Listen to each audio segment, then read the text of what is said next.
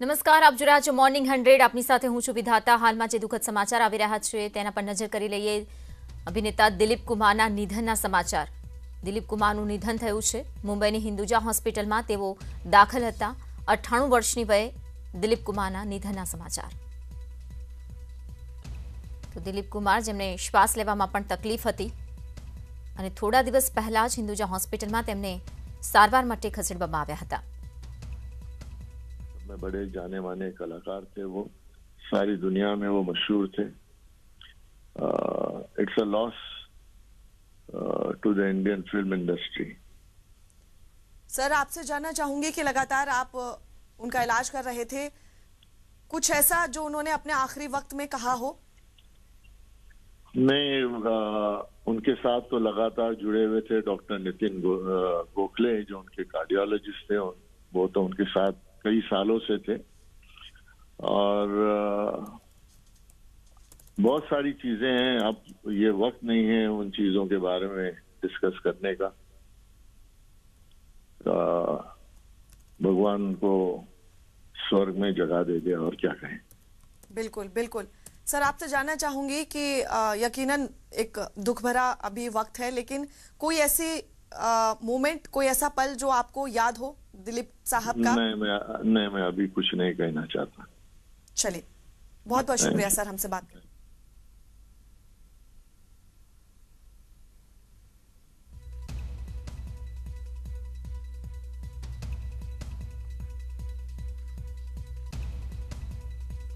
તો દિગ્ગજ અભિનેતા દિલીપ કુમારના નિધનના સમાચાર. 98 વર્ષની ઉંમરે તેમનું નિધન થયું છે. સવારે 7:30 વાગે દિલીપ કુમારે અંતિમ શ્વાસ લીધા. મુંબઈની હિન્દુજા હોસ્પિટલમાં તેઓ સારવાર હેઠળ હતા. ઉલ્લેખનીય છે કે 11 ડિસેમ્બર 1922માં તેમનો જન્મ થયો હતો.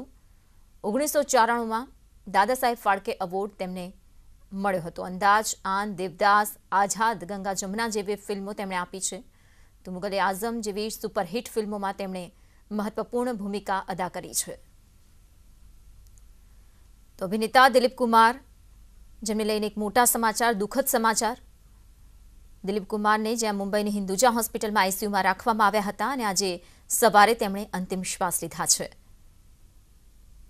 તો શ્વાસ લેવામાં તેમણે ઘણા સમયથી તકલીફ હતી અને તેઓ આઈસીયુમાં હતા, સારવાર લઈ રહ્યા હતા. પરંતુ આ સારવાર દરમિયાન આજે તેમણે આ દુનિયાને અલવિદા કહ્યું છે અને સવારે તેમનું નિધન થયું છે. તો 98 વર્ષીય અભિનેતા ખાર સ્થિત હિન્દુજા હોસ્પિટલમાં સારવાર લઈ રહ્યા હતા. જો કે ત્યાર પછી ધીરે ધીરે તેમની તબિયતમાં સુધારો પણ આવી રહ્યો હતો, પરંતુ તેમની શ્વાસની તકલીફ હતી તે અચાનક વધી ગઈ હતી અને તેથી જ તેમને આઈસીયુમાં રાખવામાં આવ્યા હતા. તો ડોક્ટર્સ પણ સતત તેમના સ્વાસ્થ્ય પર નજર રાખી રહ્યા હતા. જો કે તેમ છતાં આજે તેમણે આ દુનિયાને અલવિદા કહી દીધું.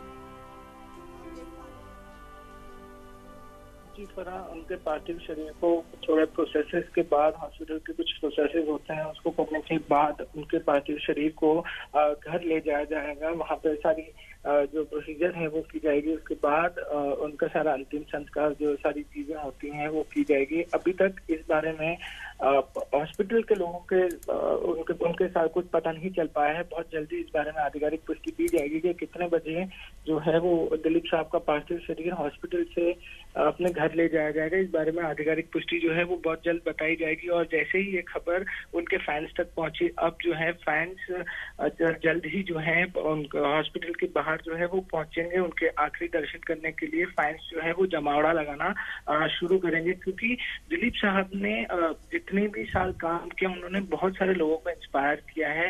बहुत सारे ऐसी फिल्में की हैं जिससे लोग इंस्पायर हुए हैं. कुछ ऐसे एक्टर्स भी हैं जो दिलीप साहब के पास सलाह लेने के तौर पर आते थे और उनको पूछते थे कि कौन सी फिल्म करनी चाहिए, नहीं करनी चाहिए. एक बहुत बड़ा सितारा थे, एक बहुत बड़ा गाइडिंग फोर्स थी उन यंग एक्टर्स के लिए जो एक्टर बनना चाहते थे. अब जब ये पूरी चीज हुई है 7:30 बजे, बहुत ही दुखद खबर मिली. उसके बाद पूरा बॉलीवुड जो है वो शोक में है और इससे उभरने की कोशिश कर रहा है. अब जो है लोगों का मिलने का सिलसिला शुरू हो जाएगा. शायरा बानो जी लगातार 8 दिन से उनके साथ थी. लोग जो है पूरी पूरी तरीके से जो है वो मिलने पहुंच सकते हैं। हॉस्पिटल बॉलीवुड के कई लोग हैं जो हॉस्पिटल जा सकते हैं। और अब बात रही उनके पार्थिव शरीर की, तो बहुत जल्द जो है सारे प्रोसेसेस खत्म करके उनको अपने घर तक ले जाया जाएगा। बिल्कुल पारस, और हमारे सहयोगी विवेक भी हमारे साथ लगातार बने हुए हैं। विवेक, जिस तरह से पारस बता रहे थे कि जो युवा कलाकार हैं वो दिलीप साहब से सीखते थे और उनसे प्रेरणा लेते थे, और किस तरह से अदाकारी की जाए उनके गुर दिलीप साहब से लेते थे, तो उनके जाने के बाद जो एक जगह खाली हो गई है विवेक, उसको भर पाना नामुमकिन होगा। बिल्कुल शिखा पर आपने देखिए दिलीप कुमार साहब की जगह को भर पाना बिल्कुल नामुमकिन है, क्योंकि जो वो शख्सियत थी, जो वो कलाकार थे, वो कलाकार अब दोबारा इस दुनिया में नहीं आ सकता है। कि ये हम नहीं बल्कि ये बॉलीवुड के जुड़े जितने तमाम बड़े कलाकार हैं वो साफ तौर पर कहते थे, जिस तरीके से वो कलाकारी करते थे, जिस तरीके से वो एक्टिंग करते थे, उनके जैसा अब इस दुनिया में कोई नहीं हो सकता है। लेकिन उनके सब बनने की कोशिश काफी लोगों ने की। कई अच्छे कलाकार हैं जो अभी भी बॉलीवुड में काम करते हैं, उनके साथ जाते थे, मिलते थे, उनके गुण सीखने की कोशिश की, लेकिन दिलीप कुमार साहब जैसा कोई भी नहीं बना। पर आपको बताना चाहूंगा कि उनकी जो कुछ फिल्में हैं जो अभी भी लोग देखना पसंद करते हैं, उनको अभी भी लगता है कि ये फिल्म अगर टीवी पे या कहीं पे आते तो देखना, उसमें सबसे बड़ी फिल्म है मुगले आजम। मुगले आजम एक ऐसी मूवी है जो एक इतिहास बन चुकी है बॉलीवुड में। मुगले आजम एक नाम हो गया है कि जिसे पिक्चर के नाम से कम जाना जाता था, मुगले आजम को दिलीप कुमार साहब के नाम से ज्यादा जाना जाता था। जब दिलीप कुमार साहब के जब नाम आता था तो मुगले आजम पहले नाम आता था। उसमें से कुछ दूसरी फिल्में गंगा जमुना, राम और श्याम, ये कुछ ऐसी मूवीज हैं जिसमें जो मूवी दिलीप कुमार साहब के नाम से जाती थी। पिक्चर का नाम होता था लेकिन सब लोग उस मूवी को इसलिए देखते थे क्योंकि उसमें दिलीप कुमार साहब ने एक्टिंग की है। तो ये विवेक, आपको रोकना चाहूंगी, हमारे साथ इस वक्त गजेंद्र चौहान साहब जुड़ रहे हैं। गजेंद्र जी, आपसे जानना चाहेंगे कि क्या महसूस आप कर पा रहे हैं दिलीप साहब का यूं चला जाना? दिलीप साहब का इस तरह से चले जाना इस दुनिया से ये पूरे बॉलीवुड के लिए बहुत दुख की घड़ी है। उनके चाहने वालों के लिए, पूरे देश के लिए ऐसी शख्सियत ना हुई है, और मुझे नहीं लगता आने वाले कुछ वर्षों में, कुछ सालों में ऐसी शख्सियत इस बॉलीवुड में वापस आएगी। क्योंकि और मैं अपने आप को बहुत सौभाग्यशाली समझता हूं कि मुझे काफी लंबे समय तक उनके साथ काम करने का मौका मिला।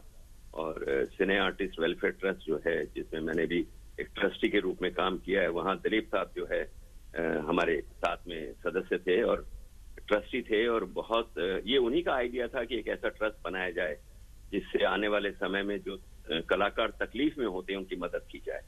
तो ऐसे शख्सियत को हमेशा मिस किया जाएगा। अपने आप में एक बहुत बड़े एक्टिंग के इंस्टीट्यूशन थे, बहुत सारे अगली पीढ़ी के लोगों ने उनसे बहुत कुछ सीखा है। और मुझे लगता है कि ये कमी जो है कभी भी पूरी नहीं हो पाएगी, और हमेशा हमेशा पूरा बॉलीवुड और देश और उनके चाहने वाले उन्हें मिस करेंगे। मैं ये कह सकता हूं कि ट्रस्ट में काम करते हुए मैंने उनसे और हमारे आदरणीय चंद्रशेखर जी जो अभी कुछ दिन पहले गुजरे हैं, इन लोगों से जो मेरे बहुत ही सीनियर थे, उनसे बहुत कुछ सीखा है। तो मैं तो हमेशा, मेरा तो एक निजी लॉस भी हुआ है, और बॉलीवुड की तरफ से भी एक बहुत बड़ी शख्सियत हमारे बीच से चली गई। बिल्कुल। और गजेंद्र जी, जैसा आपने बताया कि आपने उनके साथ काम किया, तो कोई पल ऐसा, कोई याद जो आपको याद हो उनके लिए? किस तरह की शख्सियत थे, कैसा उनका बर्ताव होता था अपने आसपास के लोगों के साथ? कोई ऐसा पल जो आपको याद हो इस वक्त उनके जाने के बाद? जी, बहुत सारे पल हैं, क्योंकि मीटिंग्स में हमेशा कुछ ना कुछ होता था। लेकिन एक खास मैं शेयर करना चाहूंगा आपसे और दर्शकों से। 2011 में हम लोग सिने आर्टिस्ट एसोसिएशन की जो बिल्डिंग बनने का भूमि पूजन का कार्यक्रम था, उसमें दिलीप साहब आए थे एज ए बतौर चीफ गेस्ट। सायरा जी उनके साथ थी। तो मुझे काम करते हुए देखा तो उन्होंने सायरा जी को कहा कि इसको बुलाओ, मतलब गजेंद्र चौहान को बुलाओ। तो मैं जब उनके पास गया तो मिठुन चक्रवर्ती जी भी वहां खड़े थे, तो आमिर खान साहब भी थे उस मंच पे।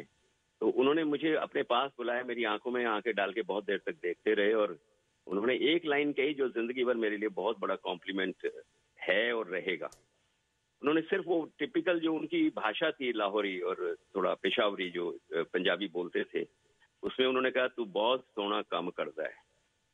This was a very very big complement, और मेरे दिल और दिमाग पे ये छाया हुआ है, हमेशा छप गया है कि मैं इतनी बड़ी शख्सियत ने अगर मेरे काम को सराहा है तो मैं अपने आप को बहुत सौभाग्यशाली समझता हूँ। मैं हमेशा हमेशा उनको याद करूंगा, पूरा देश उनको याद करेगा, और मेरी सच्ची श्रद्धांजलि यही है कि परमात्मा जो है वो जहां भी रहे, उनकी आत्मा जो है सुखी रहे। और हम सब उनको याद करते हैं आज के दिन। और बेसिकली बहुत दुख की घड़ी है आज हम सब के लिए, कलाकारों के लिए तो बहुत ही दुख की घड़ी है। हमारे सर से जैसे साया उठ गया हो ऐसा लग रहा है। दिलीप कुमार साहब जो है वो फिल्म इंडस्ट्री की छत थे, एक साया था सबके ऊपर। बहुत सारे कलाकारों ने उनसे सीख के अपना कैरियर बनाया। जी बहुत बहुत शुक्रिया गजेंद्र जी हमसे तो ये आप गजेंद्र चौहान को તો દિલીપ કુમાર હવે આ દુનિયામાં નથી રહ્યા। 98 વર્ષની ઉંમરે તેમણે આ દુનિયાને અલવિદા કહ્યું છે। ઉલ્લેખનીય છે કે દિલીપ કુમાર જેમણે એક ટ્રેજેડી કિંગ પણ કહેવામાં આવતા હતા, તે નામથી પણ તેમને ઓળખવામાં આવતા હતા।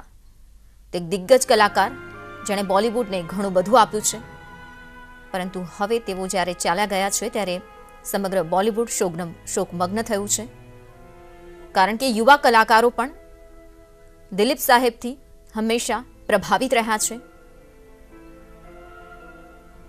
અને તેમના પાસેથી ઘણું બધું શીખ્યા પણ છે। ત્યારે બોલિવૂડને એક મોટી ખોટ। તો છેલ્લા 8 દિવસથી તેઓ હિન્દુજા હોસ્પિટલમાં હતા, સારવાર લઈ રહ્યા હતા અને આજે વહેલી સવારે 7:30 કલાકે તેમના નિધનના સમાચાર મળ્યા। ઉલ્લેખનીય છે કે તેમના પત્ની સારા બાનુ તરફથી પણ સતત અપડેટ આપવામાં આવી રહી હતી તેમના સ્વાસ્થ્યને લઈને। ધીરે ધીરે તેમના સ્વાસ્થ્યમાં થોડો ઘણો સુધારો પણ આવ્યો હતો, પરંતુ ફરી એકવાર તેમની અચાનક જ તબિયત લથડી હતી।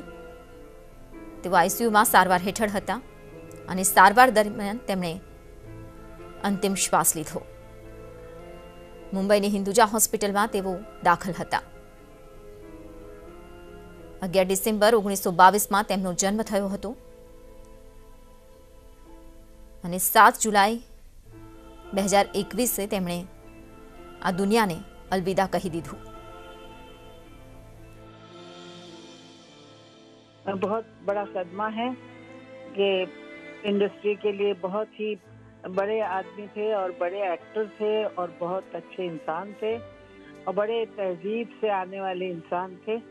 और मैंने काफ़ी उनके साथ काम किया है और उनके डुएट्स भी गाए हैं और बहुत मुझे छोटी बहन जैसा मानते थे और बहुत प्यार करते थे। बहुत नुकसान हुआ है और एक बड़े अच्छे मतलब इंसान चले गए हम में से, मुझे बहुत दुख है।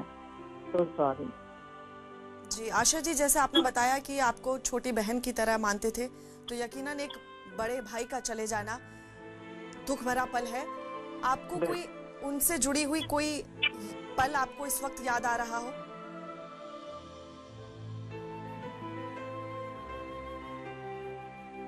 जब नूरजहां जी यहाँ पर आई थी 75 वर्ष के बाद, जैसे हमें आज़ादी मिली थी और नूरजहां जी पाकिस्तान गई थी और वो वापस जब आई थी तो बहुत हम लोगों ने उनके लिए किया था, मतलब बड़े बड़े पार्टियां रखी थी। उसमें दिलीप साहब बहुत बड़ा मतलब काम कर रहे थे और उस वक्त हम लोग बहुत ज़्यादा मिले थे और वो मुझे हमेशा बोले, तुम बहन तुम बहुत बड़ी शैतान हो, ऐसा मुझे कहते थे। कभी कुछ कहते थे, कभी कुछ कहते थे और मैं भी उनसे वैसे ही बात करती थी कि छोटी बहन जो आपकी हूँ तो आपकी जैसी होंगी, मैं ऐसे करके बोलती थी। तो बड़े अच्छे। और आज मुझे सबसे दुख हो रहा है कि उनकी जो बेगम है और साहिरा बानू जी, वो बहुत दुख में होंगी और मुझे उनको भी बहुत सॉरी कहना है और बहुत बुरा हुआ है। अभी 8 बजे हैं सुबह के और दिन आपने बहुत मेरा वो कर दिया। ओके।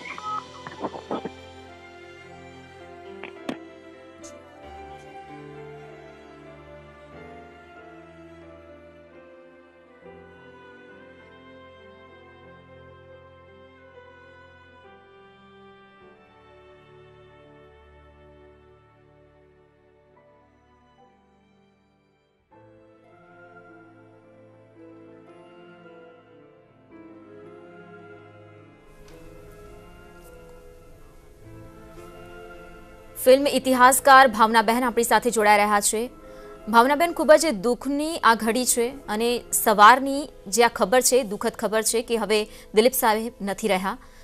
આપ ખાસ કરીને જ્યારે ઇતિહાસની જો વાત કરવામાં આવે, હિન્દી ફિલ્મોના ઇતિહાસની, આપે શું જોયું છે, શું અનુભવ્યું છે અને દિલીપ સાહેબ માટે આપ શું કહેવા માંગશો? દિલીપ કુમાર જેવા એક્ટર અત્યાર સુધી હિન્દી સિનેમાએ નથી જોયા અને નહીં જોયે, કારણ કે એ he is the touchstone. કારણ કે જ્યારે દેવિકા રાણીએ એમને પહેલી વાર જોયા અને એમને કહ્યું કે you should be in films, ત્યારે એને કોઈ ટ્રેનિંગ નહોતી લીધી એઝ એન એક્ટર। એને પોતાની સ્ટાઇલ બનાવી અને બધું જ એકદમ નેચરલ પરફોર્મન્સીસ આપ્યા અને એમને બધા બીજા બધા यंगर एक्टर्स हैव एम्यूलेटेड અને उसी तरह से उन्होंने भी काम किया। जब कभी भी नेचुरल परफॉर्मेंस प्रेजेंस की स्क्रीन पर बात होगी तब दिलीप कुमार का नाम होगा। आप किस तरह से याद करोगे उन्हें और श्रद्धांजलि के लिए 2 शब्द? मुझे उनको याद करने की कोई वजह नहीं चाहिए। मैं ऐसा मानती हूँ कि एक चांद आसमान में है और एक चांद दिलीप कुमार है फिल्म जगत के लिए। और जब कभी भी कोई भी नया कलाकार आएगा, जब कभी भी कोई भी अच्छी फिल्म बनेगी, जब कभी भी कोई भी अच्छा एक्टर बहुत ज्यादा अच्छा काम करेगा, दिलीप कुमार हमेशा हमारे जहन में रहेंगे। जी बिल्कुल, उनकी बातें होंगी, क्योंकि अमिताभ बच्चन के लिए भी दिलीप कुमार प्रेरणा थे।